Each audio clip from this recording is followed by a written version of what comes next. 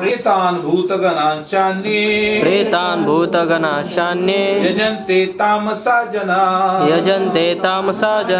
सात्विक मनुष्य देवतांचे पूजन करतात, राजसिक मनुष्य राक्षसांचे पूजन करतात, तामसिक मनुष्य भूत प्रेतांचे पूजन करतात. तर या ठिकाणी बघा काय दिलंय, सात्विक मनुष्य कुणाचं पूजन करतो? देवतांचं. तर प्रभुपादजी म्हणतात बाबा जे कोणी देवी देवतांचं पण पूजन करतात त्यांना सात्विक समजलं पाहिजे. त्याच्यानंतर कुठलं आहे? राजसिक मनुष्य. आता राक्षसांचं पूजन म्हणजे काय?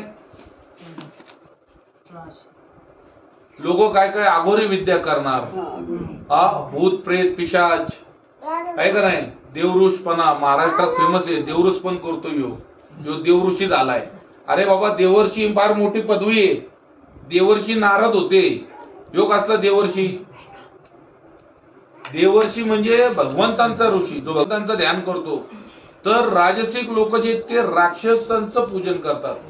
म्हणजे काय, ते देवी देवतांना पण भजत नाही. मग लोकांना ते आजकाल चाललंय ना, याला सोडलंय काहीतरी, याला काहीतरी ह्याच्या मागं लावलंय.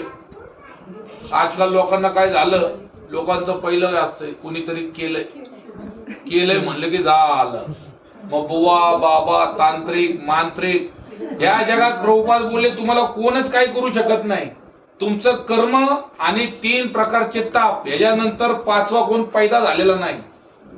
आणि भक्ताला तर विशेष करून त्याचं जीवन हे कर्माच्या भोगाने चालत नाही, भगवंत स्वतः नियंत्रित करतात. भक्ताच्या जीवनात जे दुःख येतं ते कर्माने नाही, प्रभुपाद म्हणले ते कशाने येतं? ते भगवंत त्याला सगळ्यात टाकत असतात त्रासात, की याला याची आवड आहे ना, याची आवड निवड या संसारात भौतिक जगात याला कशाला ठेवू मी जास्त दिवस. त्यामुळे भक्तीचा महिमा आपल्याला माहित नाही. भक्ती मार्गात पतन नाहीये.